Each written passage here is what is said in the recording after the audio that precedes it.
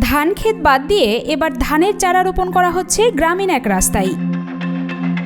মূল কারণ জানা না থাকলে এটাকে পাগলামি মনে হলেও প্রকৃতপক্ষে এটি একটি প্রতীকী প্রতিবাদ। নাটোরের গুরুদাসপুরের সুদীর্ঘ একটি রাস্তা পাকা হওয়ার অপেক্ষায় আছে প্রায় 50 বছর। মসিন্দা ইউনিয়নের বাহাদুরপাড়া থেকে হিমনগর ও চরপিপলা পর্যন্ত প্রায় 4 কিলোমিটার দীর্ঘ এই কাঁচা পথ, যা 3টি গ্রামের 15,000 মানুষের জীবনের এক অবিচ্ছেদ্য অংশ। এই পথ দিয়েই তাদের দৈনন্দিন যাতায়াত, এ পথেই তাদের যুগ যুগান্তরের দুর্ভোগ। এ যেন কোনো পাপ না করেই ওই এলাকায় বসবাস করার দায়ে আমৃত্যু শাস্তি। বান্ডেল থাকলে প্রতি সেনমানিতে টাকা বাঁচবে। বিকাশ সেনমানি বান্ডেল কিনে জিতুন প্রতি লেনদেনে। বর্ষার সময় এই রাস্তা প্রায় পুরোপুরি কাদা আর পানিতে ডুবে থাকে।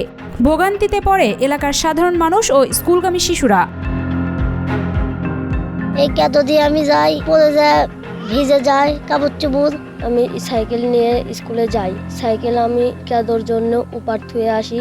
এখান থেকে হেঁটে যাতে আমার পড়ে গিয়ে গাটা মাখিয়ে যায়, আবার বই খাতা কখনো ভিজে যায়। আমাদের কাপড় চোপড় প্রত্যেকদিন ধুতে হয়।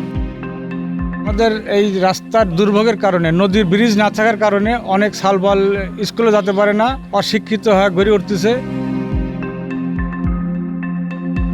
এই দুর্ভোগে অতিষ্ঠ হয়ে স্থানীয় লোকজন প্রতিবাদের ভাষা হিসাবে কাদা ভরা রাস্তায় ধানের চারা রোপণ করেছে, যা সবাইকে চোখে আঙুল দিয়ে দেখাচ্ছে যে এমন কর্দমাক্ত রাস্তা চলাচলের নয়, ধান চাষের উপযুক্ত।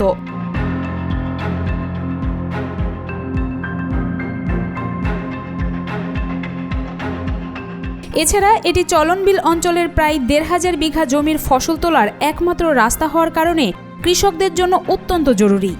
দীর্ঘকালের অবহেলার কারণে চলাচল আর ফসল তোলা কঠিন হয়ে পড়েছে। যেহেতু আমাদের কৃষি প্রধান এলাকা, আর এই এলাকাতে প্রচুর মানুষের যাতায়াত, মাঠ থেকে যে ফসলগুলো আছে এই ফসলগুলো আমরা নিয়মিত বাড়িতে নিতে পারি না, শুধুমাত্র কাদার জন্য। সম্প্রতি এক বৃদ্ধাকে হাসপাতালে সময় মতো নিতে না পারার কারণে তার মৃত্যুবরণ করতে হয়েছে বলে জানা যায়। এই ঘটনা পুরো এলাকাবাসীর মনে তীব্র ক্ষোভের জন্ম দিয়েছে। আমার বয়স প্রায় 18-19 বছর। 18-19 বছর থেকে আসছি রাস্তায়, এরকম কোনো সংস্কার হয়নি। আমরা ছোটোবেলাতে স্কুলে যেতে পারতাম না। বৃষ্টি হলে আমাদের স্কুলে অনেক অসুবিধা হয়, পড়ে যায়, বই খাতা ভিজে যায়। এখন তো আমরা বড় হয়েছে, আমাদের ছোটো ভাই যারা আছে ছোটো, ওরাও স্কুলে যেতে পারে না, অনেক অসুবিধা।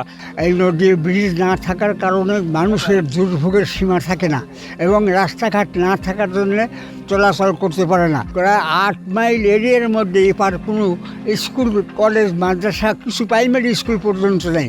ছোটো ছোটো বাচ্চা ছাওয়াল পাড়ে স্কুলে যেতে লাগলে নদী পাড়ে নৌকা ওঠা নামা তাদের যথেষ্ট কষ্ট হয়, এবং অনেক সময় নৌকা ডুবা অনেক বিপদও ঘটে। এরকম বিপদ হয়েছে অনেক সময়।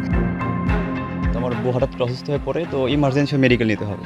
তো এখানে তো নেওয়ার মতন কোনো অবস্থা নাই। 4-5 জন মিলে ধরাধরি করে নিয়ে গেছি। যে রাস্তাতে 5 মিনিট লাগে, সেই রাস্তাতে লাগছে আমার 1 ঘন্টা সময় লাগছে। তো এইভাবে নিয়ে যাওয়ার পর মাঝ রাস্তার পর ইন্তকাল করেন।